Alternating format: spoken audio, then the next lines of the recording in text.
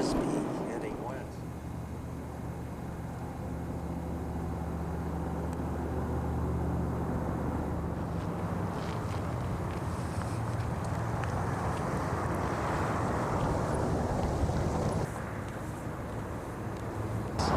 Lavender blue. After the man, the first one to make this profitable. If you follow the switchback around, and then the switchback is over there by the mountain, right up there it's green and pink and yellow. Where the switchback goes into the mountain, to the right. Oh yeah, there's a tunnel going in there.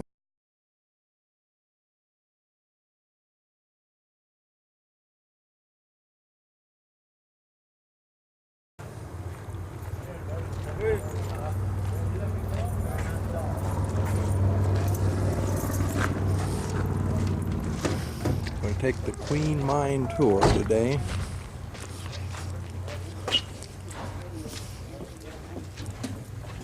Here we go. Looks like everybody wears a hard hat. They do have jackets.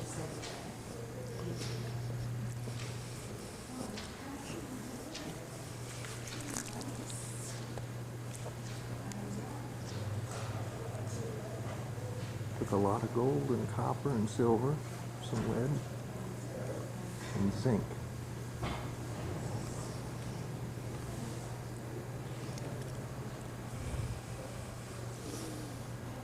Back there's the old fire engine too. Here's the mining museum. You can see some of the minerals. There's the city of Bisbee, city safe. Wow. Above surface mining operations. See the tunnel going into the mountain. Here's some of the minerals that were taken out.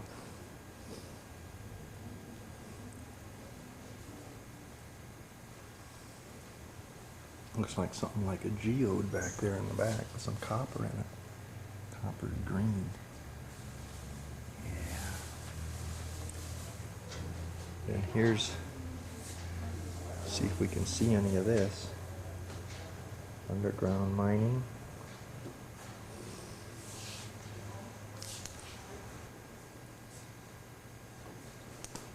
This is a model of the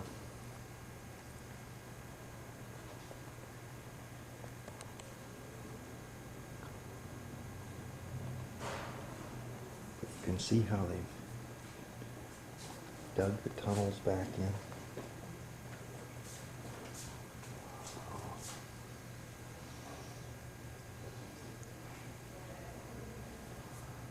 Here's some more tunnels.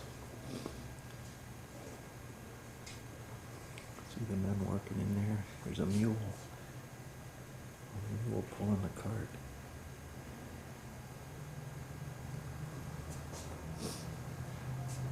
Here's a little chart of the various levels. They've tunneled all the way through this mountain. See the shafts going down in the tunnels.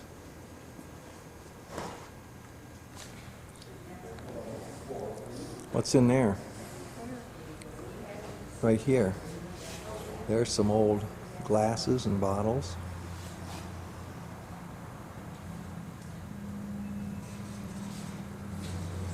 Pretty bracelet there. Uh-oh. Look at that. Where's that? Right there. Oh, Would go with my jewelry. all right. Look at that bottle. Where? Right there. The pink one? Mm-hmm. Pink and white candy stripe. And there's some carnival stuff. Wow. This is old or new, they sell on consignment. Look, there's another old bottle. That's just a plain old bottle for $4. Oh, this is all for sale. Mm-hmm. It's a consignment stuff. But here is the fire truck.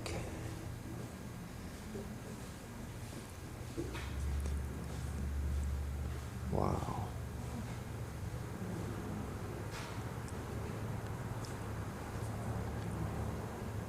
Bisbee around 1900.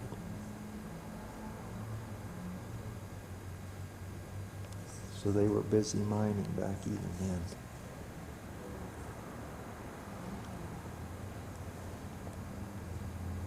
Okay, here you go, getting your jacket on. So you don't get lost.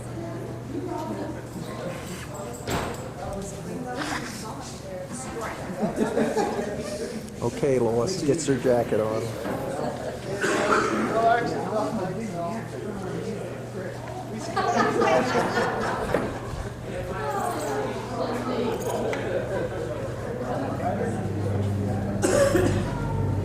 I'm a big one too.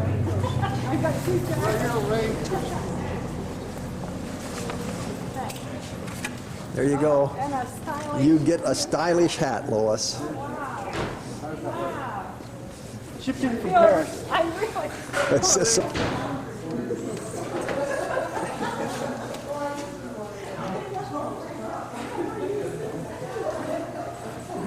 interesting, isn't it? Yeah, it sure is.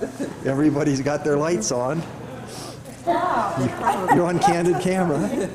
And they probably gear it up like this every day. Yep.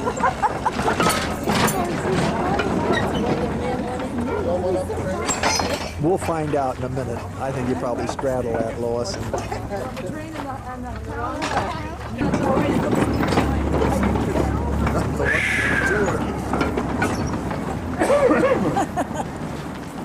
going to bring our saddles. Come on, Lois. Wow, here we are, loading up.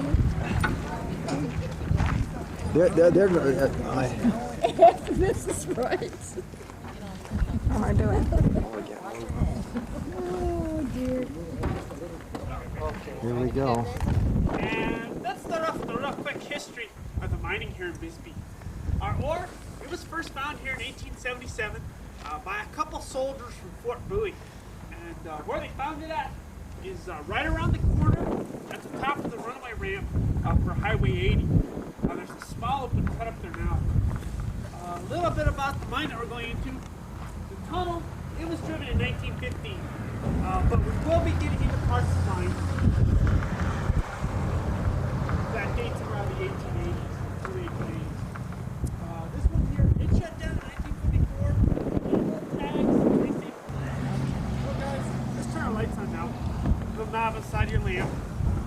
And we're gonna go ahead, we're gonna go on the mine, first 100 feet, and we'll make sure everybody feels all right, and then we'll continue on.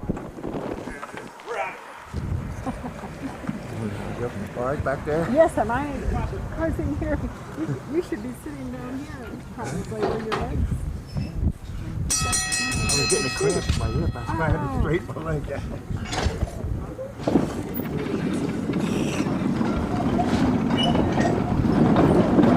Here we go, everyone. Say good night.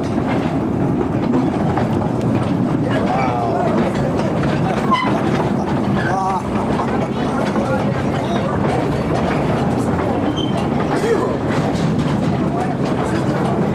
Wow, you take your light and shine it on the wall, Lois. That's good. That helped. Here, Lois. No gas. Ran out of gas. Mary's still living. Does everybody feel all right? Unless you had claustrophobia. Yeah.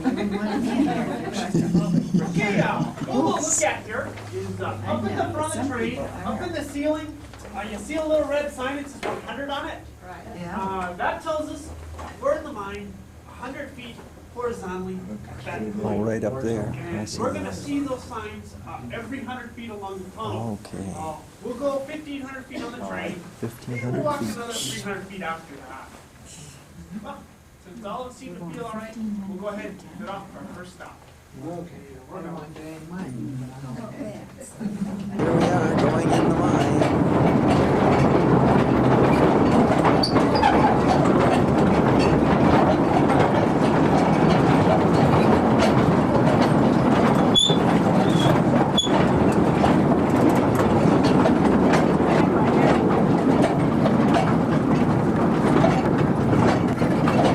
Look at the old tools.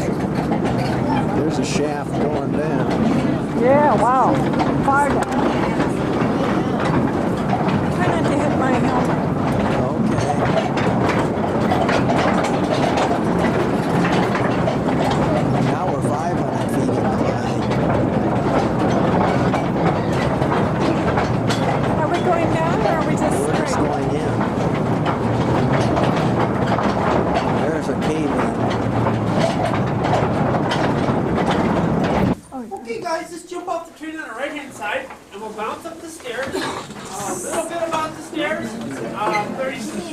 You mean left-hand side? The other right hand.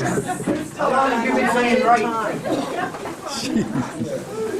Okay, and a little bit about the steps. There's 30 of them, and they're slick. So hang on tight when you climb them. And if you don't like steps, we've got a little base down here you can wait on. Oh, that's the swirling.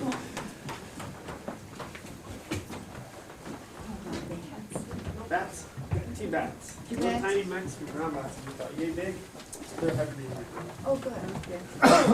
Actually, no. Have you ever seen a bat up close? Yeah.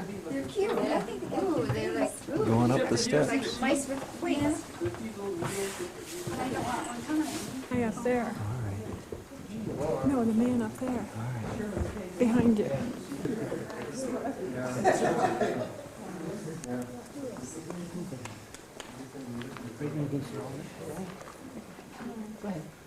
Well, the little room that we've just bounced up into, it's called a stope. And it's going to be up in these rooms where you mine out all your ore. You don't mine any of your ore in the tunnels down below. Your tunnels, they're just used as passageways to transport the men and supplies to these rooms and also to remove the ore out of the mine.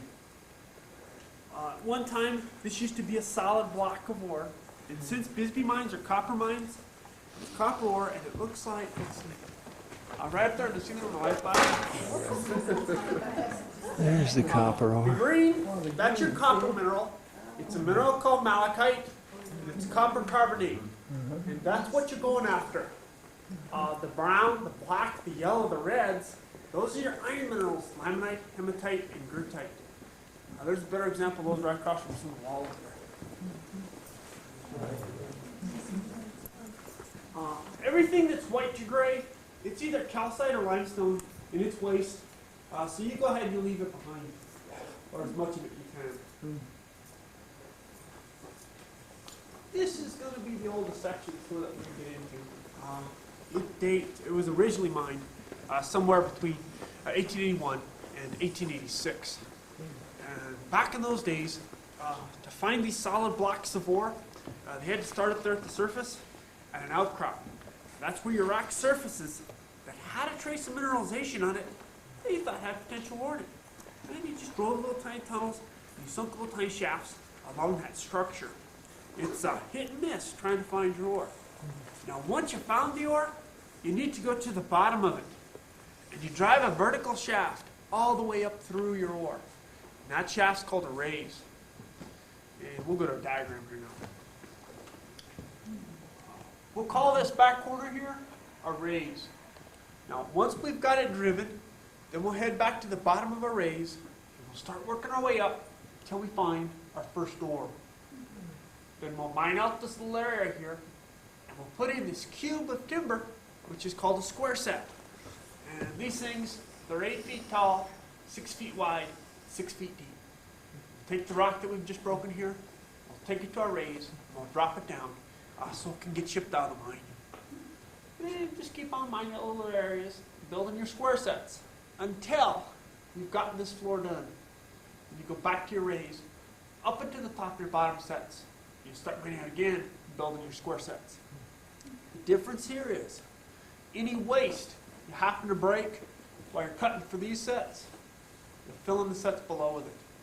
And you just keep going up and filling your sets below until you're all the way through your ore. Normally, a room like this one, they should be filled to the tight, back to all the way tight to the ceiling, full of waste. It keeps them from caving in on you. In this case, we're only standing on about 24 feet of backfill. And that means there's 3 of these cubes sitting below us. There's pieces of them sticking up out of the ground. There's one over there that has a 5-foot, little 5-foot post with a little square knob on it. And underneath the bench in the corner over there. There's a whole mess of them. Did they have to ship the timber in, or is it local? Pacific Northwest, where it all came from.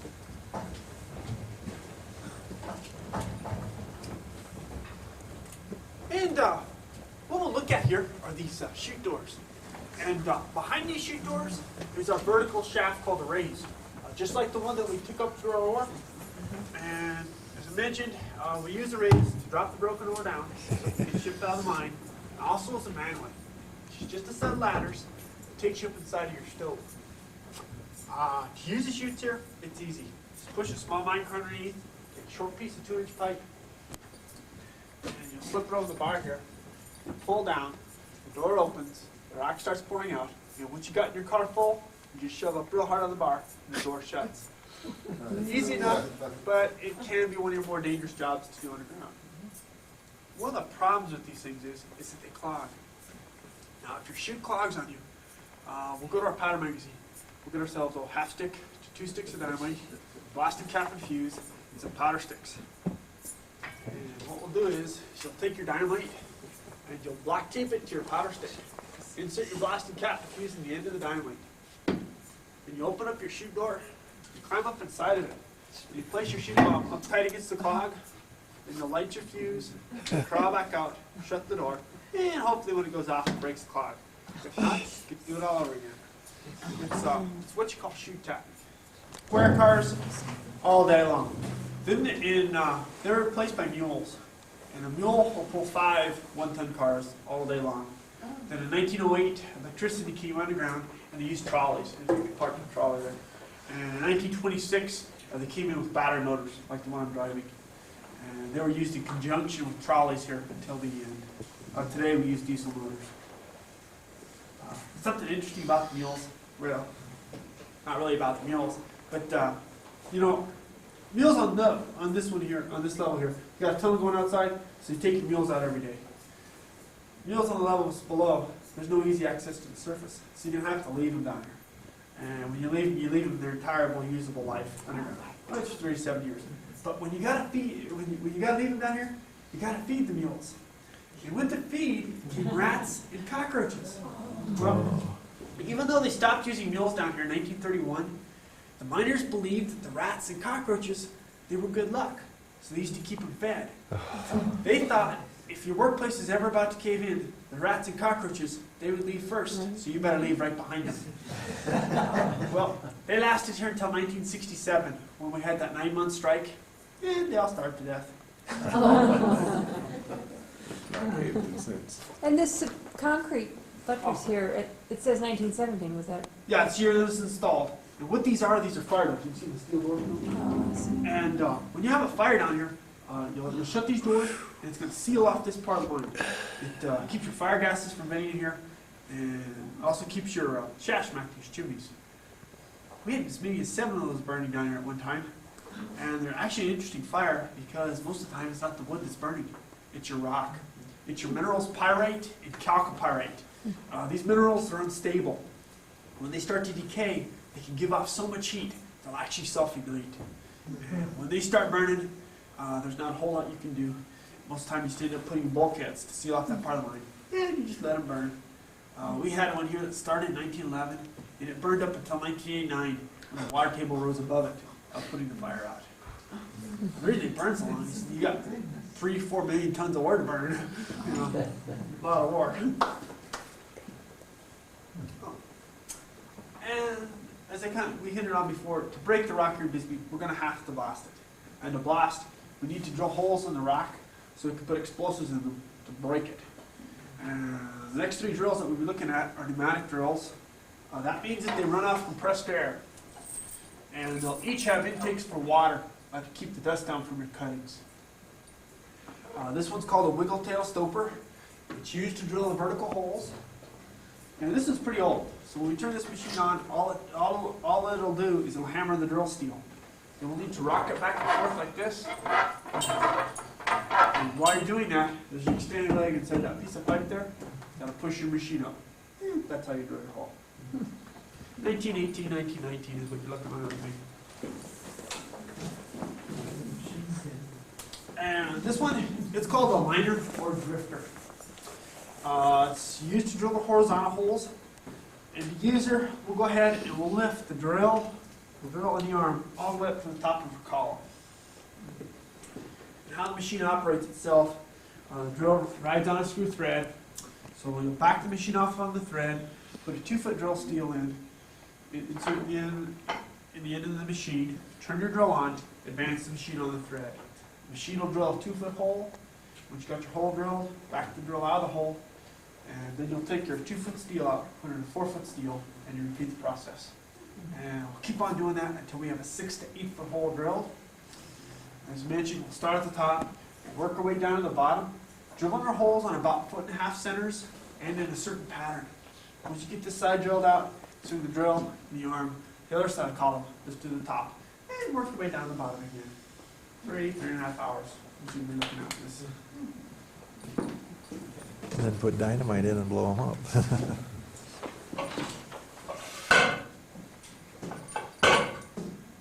And this machine here is called a jackleg.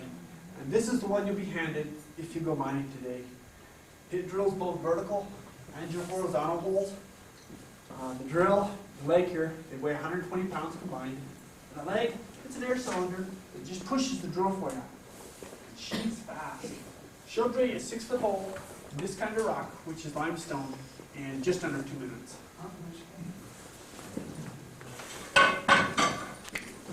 We'll take a short walk down this way.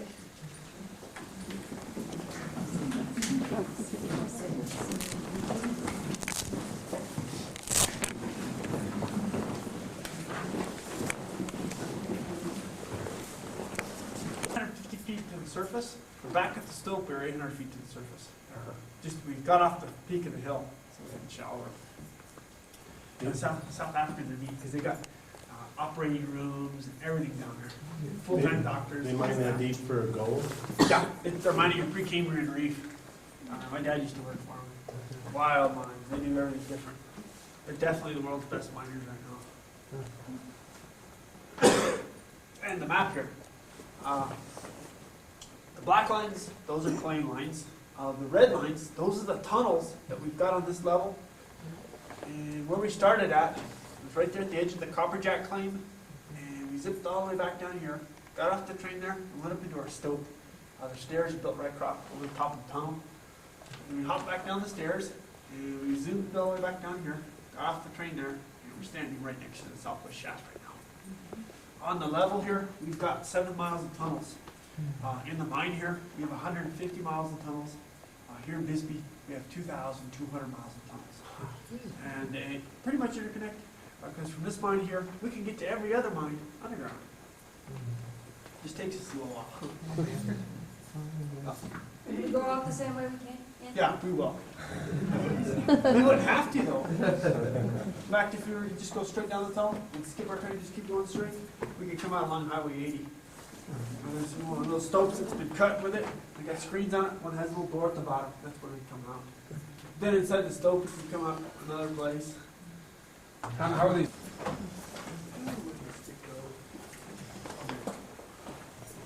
And as mentioned, well, once we got the holes drilled out, disconnect the air out the machine, blow out all the rocks and water in each of your holes. Then go to your powder magazine and get yourself 21 Boston caps and fuses. We'll do with 12-foot fuses. And we'll go ahead and load it with stick dynamite. We'll go with 150 sticks of dynamite. And when you use stick dynamite, this is what you're going to want to do with it. You take the cartridges out of the box, you give them a twist, so the paper gives a wrinkle on the outside.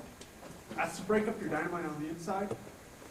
She gives you a chance to make sure if the stuff's any good. If your cartridge is half filled, or if the dynamite's too soft, don't mess with it. Just throw it off to the side. Then take one stick, shove it in the mouth of the hole, push it to the back of the hole with a tamping rod, just a wooden rod. You get yourself another stick, and you go to the side there, you dig a hole in it.